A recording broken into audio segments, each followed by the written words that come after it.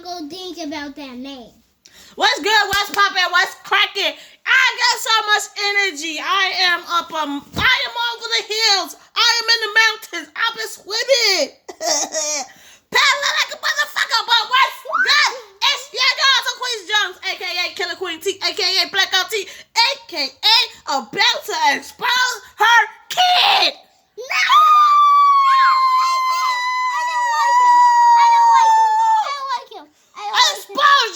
Exposure. No. And it's gonna be fire tea. Fire tea. It's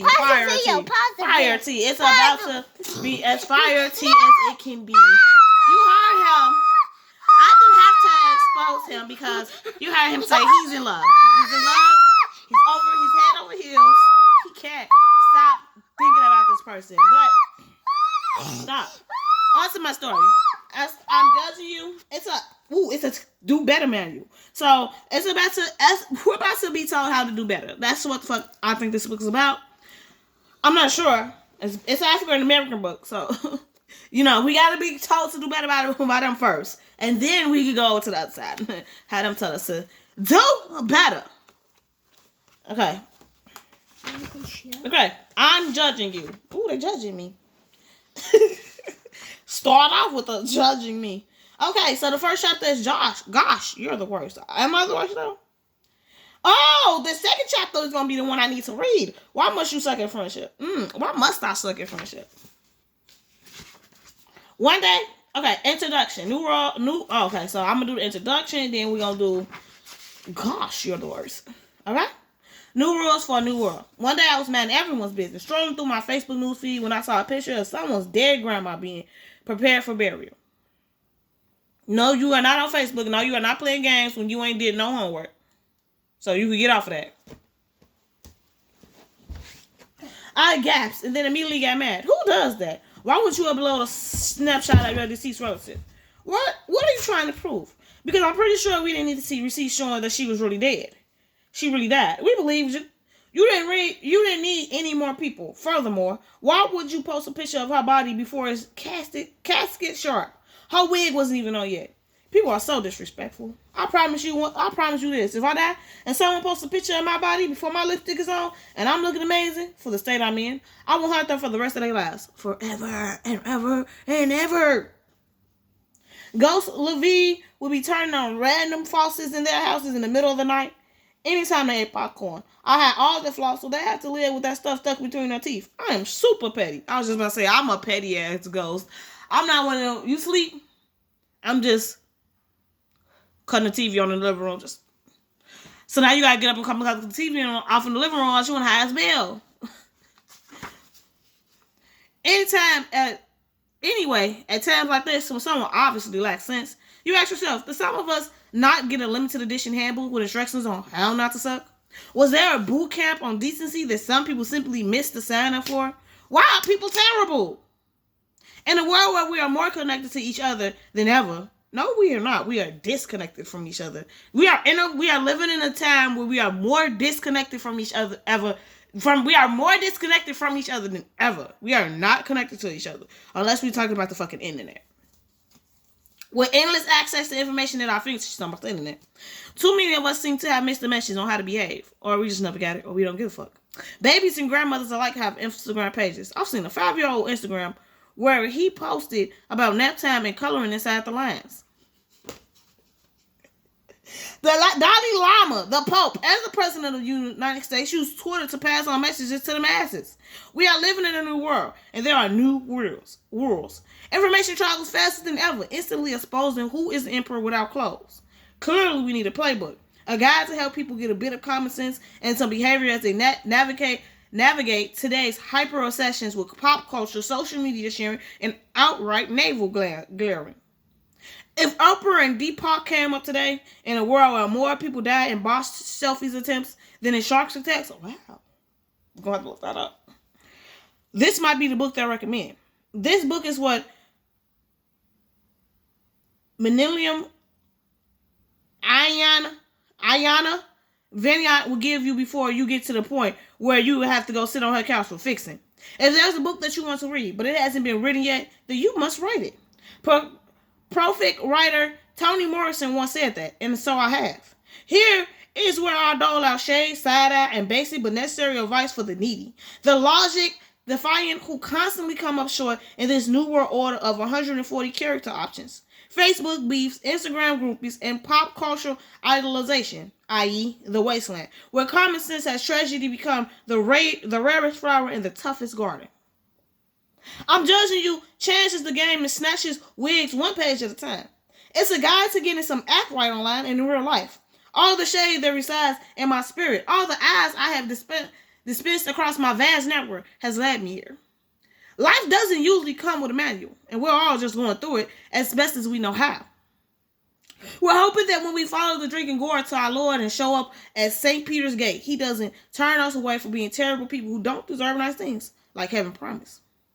I imagine heaven to be a place where I can afford any shoes I want, I can drink all the pink lemonade I can stand, and the pasta and shrimp are entirely endless. Also, roaches and rodents do not exist there because they are clearly Satan's minions, and they belong in a burning basement of hell forever and ever. Amen. But I digress. She said, but I digress on that one. Humans are flawed beings. Some flaws are mere wrinkles, some are cracks, and some are the Grand Canyon. This book will address everything from the quirks that earn my shallower than a Snapple cap grips to the really problematic things people do that leave the world worse than we found it and inspire our worth. From side-eyeing our beauty, hygiene, relationship, friendships, and everyday decisions to calling out oppressions and inequality, phobia-driven social media systems, and people's views on race, religions, and being different. To frowning to the endlessly wrong ways we're using digital platforms in our business and personal relationships. And finally, to wig snatching the glorification of megalomania and the lowest common denominators pondering of social media and reality TV. But who am I kidding? The truth is this book is an amazing excuse for me to judge folks. It's a permanent scroll in a book form, a gift that'll sizzle on the shelves of the Library of Congress for generations to come. I would like to take this time to acknowledge, praise, and lift up those books who comfort me. The ones whose side-eye could break your spirit and whose words could cut you down to your socks. Shout out to professional judges, Judy and Mathis. And to untouched and unofficial ones, like shady babies everywhere who give no damns about your feelings. Dabs. As a Sophie Pateria, my favorite golden girl. Because she did not give a fuck about nobody's feelings. Also, shout out to my grandmother and other old folks in your life who say what they feel and dare you to check them. They all exist to ensure that we better behave, and for that I give thanks. Finally, a shout out to my Nigerian mom, who taught me such and such as classless wonder and useless non-entitlement. I am shady because they are. I like to think of myself as ahead of my time because I'm already cranky and corny. And I'm working towards getting the lawn just so I can chase people off of it. I'm futuristic that way. Some people say, oh, only God can judge me. I'm here to say, well, until he gives his final judgment, here are some of mine. You're welcome. Life, part 1. It says, life, part 1. We are all annoyed to do astral things every day. Just think of the people who are sitting at the back of the plane and the moment the flight lands, they jump up. Man, you are in seat 35G. Where are you going? There are 173 people in front of you, and you also cannot wait to get off. And they also cannot wait to get off. What are you about to do from your window seat in the back row? Will you magically appear in the front of the plane? No, please have a seat, because your turn to the plane ain't coming for about 10 good minutes. Oh, people, we're the worst. Gosh, you're the worst. There are some beautiful people who fall short in being thoughtful department. They aren't being magulous, but they certainly tap dance on people's last nerves with their shenanigans. These are the people who are perfectly late, take advantage of your friends in various ways, and children. We know them and love them, and we keep them in our lives, but sometimes wish that they would get their shit together.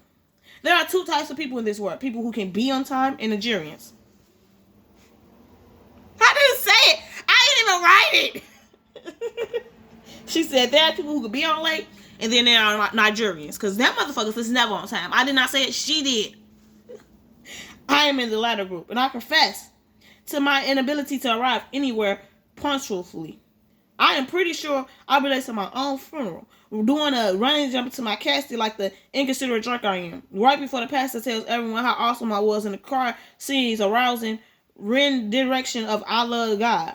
Please tell everyone that the dress code is all red, everything, and check with my best friend to see if you're on the list of people who aren't invited. Because leave it up to me to be petty from the great beyond.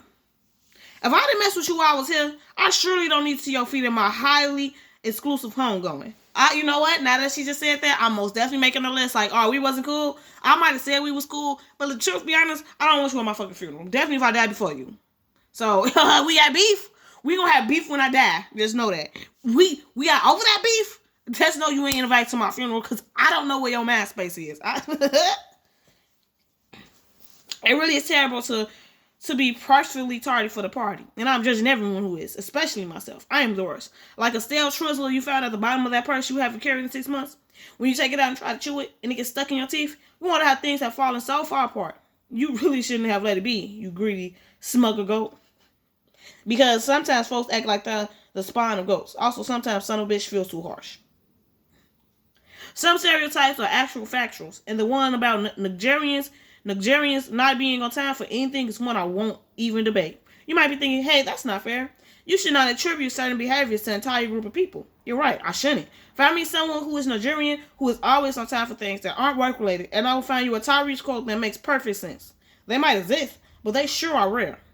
Just be aware. If you're hosting an event and you invite Nigerians, don't be surprised when we show up as everyone is leaving. We're strolling 3 hours after the start time, wondering why the lights are up. We'll be upset that no one got to see our cute outfits and have no food left. And you have no food left. You have some nerves not saving any for us. We even spent 30 minutes looking for that earring lid for the Tupperware we bought. Ugh, selfish. If you want us to be on time for anything, we have to be tricked into it. A baby shower at 5 p.m. Print special invitations for your Nigerian friends that says, shower starts promptly at 3 o'clock p.m. We'll probably get there around 5:45. You still late. Similarly, if a Nigerian event is slanted to begin at a certain time, don't expect it to begin for at least 2 hours afterward. If you show up at time it is supposed to start, you will walk in and see the host in pajamas and the interior decorator still setting up. You might be invited to help finish unfolding the chairs and putting the plates on the table. Make yourself useful, bro. True story. I once went to a Nigerian wedding that was supposed to start at noon. My family members and I showed up at 2 o'clock p.m. because we cannot be helped. Thinking we would have missed the church ceremony and be on time for the reputation. Hell yes, cake. Well, imagine our surprise when we walked into the church and everyone was sitting there waiting and no one was at the altar yet. Long story short, the wedding did not start until 3:30. It's a vicious cycle of tardiness. Since you know that everyone would be late for a Niger event, even if you were planning to be on time, you don't want to be the only person there. So you sit at home on your couch, fully dressed and opt to go late so you won't be the first person to arrive. And when you show up 3 hours late and you're one of only 5 people there, you remind yourself to arrive even later next time. There's nothing I ever not been late for. I'm the person who shows up to the airport 30 minutes before my flight's supposed to leave. And then ends up running through security like a mad woman. One time I showed up as boarding started and heard my name being called over the intercom. I got through security, threw on my boots without trying them, and ran with all my might. I got about 10 feet before I tripped on my laces and face planted in the middle of O'Hare Airport, and which felt like slow motion. I broke my shoelaces and my dignity got drop kicked through the goal post of life. I made the flight though. That's the thing. The lesson I learned from the experience wasn't to be more punctual. It was, don't wear shoes with laces when you're flying. It's so bad that my friends now call running late for a flight the Luvvie. Clearly, shame be mad busy in my life. I love it, y'all. Now this is in print. I have permanent proof that I should be ashamed of myself. You know who else needs to be ashamed of themselves? Dinner Scrooges. Is there an event more painful than a group dinner where more than 5 people are present?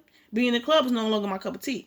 Now, my idea of fun is a night at home on the couch, binge watching my bae Netflix while rocking the ugliest but most comfortable pajamas I can find. The fuzzier, the better. This is my standing date, and it begins by 10 p.m. at the latest.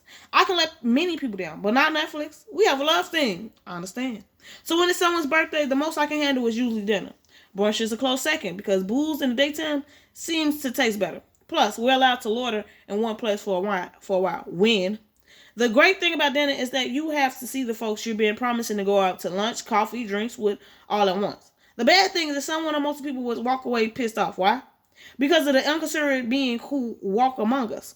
I call them dinner Scrooges because there's always a problem with them when it's time to open the wallet. I hope you're not one of them because someone ought to kick you in the shins if you are. There are 3 types of dinner Scrooges. Dinner Scrooge 1, the person who eats a lot and wants to split the bill equally. It's time to order, and most people will get an appetizer, an entree, and a drink. But you get to a dinner Scrooge 1, and he orders 3 of everything.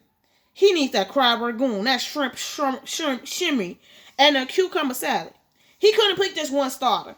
Then he gets the pad thai, the spicy basil leaves, and the curry noodles. Whatever, no one cares. He also wants a Thai iced drink and 2 strawberry mai tais. At this point, I'm pitying his proclaimed throne and what he will do to it later. But YOLO and all that jazz. For anybody that need a translator, that's a toilet. We all eat, drink, and marry the heck out of the evening, and then the bill comes. Then the Scrooge 1 is the first person to recommend that we all split the bill equally to make life easier on everyone. The devil is a liar and a cheat, and the truth ain't in him. No sir, no ma'am, no Bob. What you're not going to do is order the entire menu, order off the secret menu, and then get some to take home so you won't have to cook through the week, and then want everyone to subsidize your bill. All I got was that Whittle Kale salad that tasted like tears of my disappointed ancestors and water with a lemon wedge that was probably dropped on the floor before it made it into the glass. I'm not putting down $65.39 just because you want to let your inner glutton shine on that night. Nope. The fact that Dinner Scrooge 1 even fixed his mouth to suggest it makes you side-eye him because this was his plan all along. So he drops his idea and he gets quiet while everyone does the calculations in their head and notices that the only person with a take-home bag is Let's Split It Lonely, a.k.a. Dinner Scrooge 1, and he's also kind of drunk. So there's proof that he had his fair share of alcohol.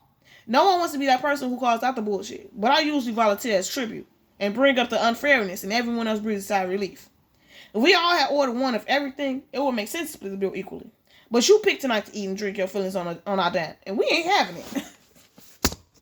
Oh, I'm sorry, y'all. Just got y'all pulling on the side. It's okay. It's a quick breather.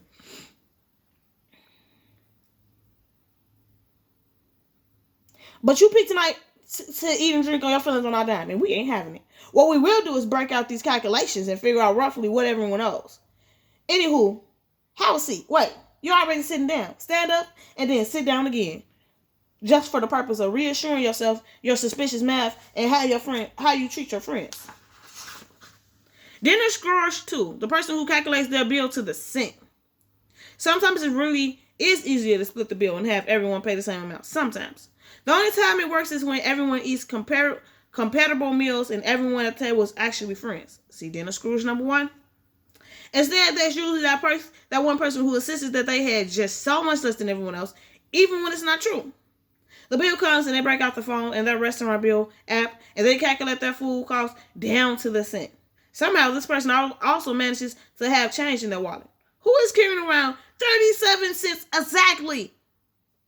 Are you someone's grandma blah? Is that a $2 bill in your wallet? Who are you and why are we friends? Dinner Scrooge 2 puts down their exact change looking smug that they'll come prepared. Cheapsteak Charlie face. And you know they always forget to include tax and tip. Unacceptable. Dinner Scrooge number 3. The person who leaves early and forgets to pay. Everyone is breaking bread and having a great time when that one person who is always busy said they must leave early. Oftentimes, I'm that person. Let me take this time to confess that it isn't always because I have something to do.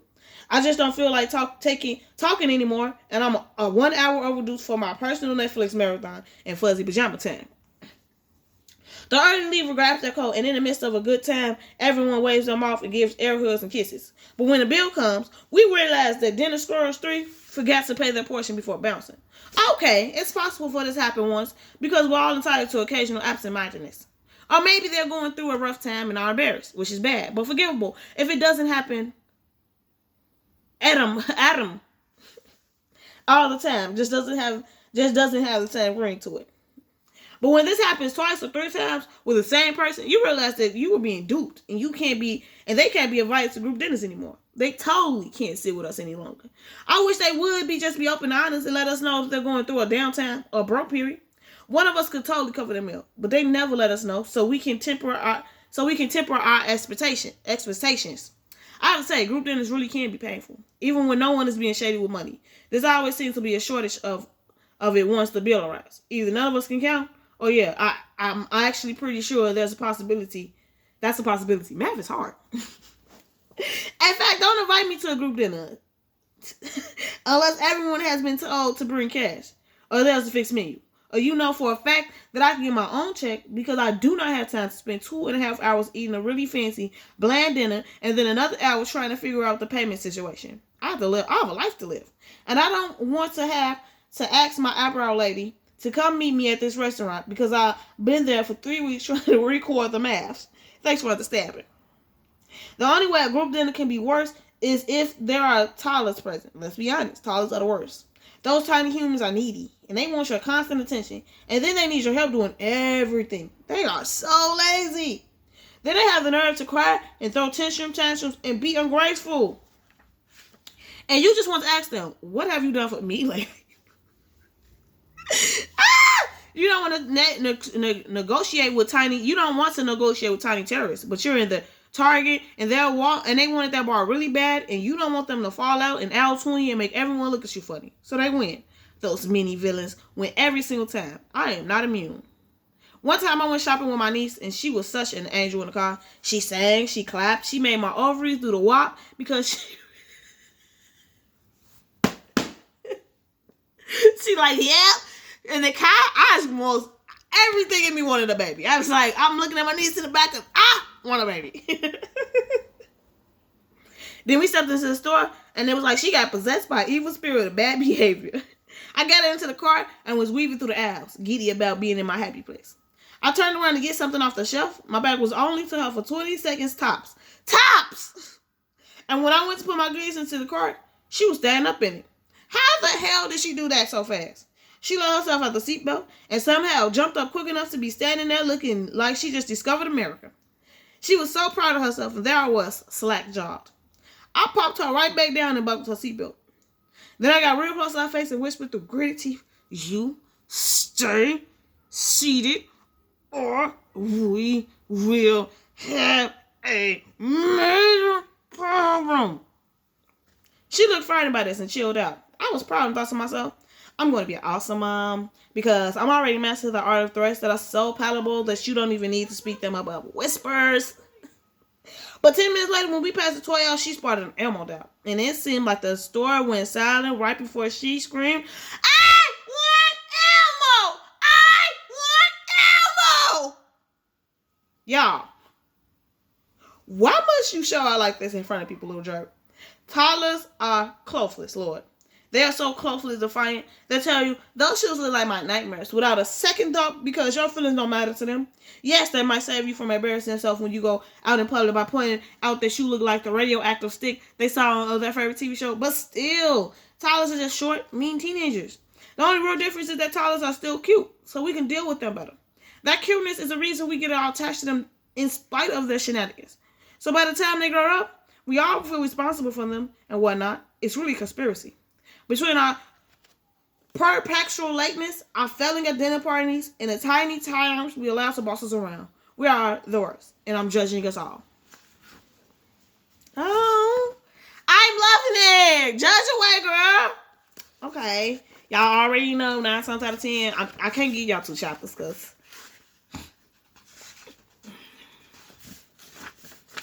well, not right now. I could probably give y'all 2 chapters in the next one. Judge us away.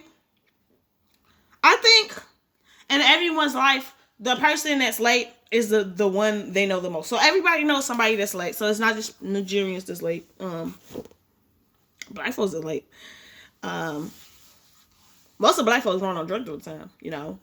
Not saying that most of black people are drug dealers. I'm just saying they operate on drugs all the time. They call you like all black folks got that one sister or cousin or niece or brother or somebody that you call and you're like, hey, we got an event at this time, and they're like, okay. And then they call you, and they're like, I'm an hour away, and they're not. They're 3 hours away. And then they call you after an hour and 45 minutes, like, yeah, I'm around the corner. Low key, they still haven't gotten out of bed, showered, or put any clothes on. But they're gonna string you along, make it seem like they're coming. And every time they text or call, they're just somewhere closer than they were the last time they called to text you. And you're just like, you have to get dressed. I know it. You'll be here, but you have to get dressed. So it's not just a Nigerian thing. And with that being said, give this video a like, give this video a dislike, leave this video a comment. I know you probably ain't gonna watch this video, and that's all good, but one day I will zoom through your TV, and one day you will end up watching me. One day, like a bird, I shall fly through your life. But till then, I think that I am going to finish this book today, because I think Luvvie Ajayi, I don't think I'm saying that right, but I think she's gonna show me how to live my life better. You know what I'm saying? Because I don't need the tips, because we've at that we aligned our personality with the universe, and we are one with everything. We are at peace with all the chaotic in life. We're just like happier, smilier, all that other good happy shit. We are one with the universe. Okay.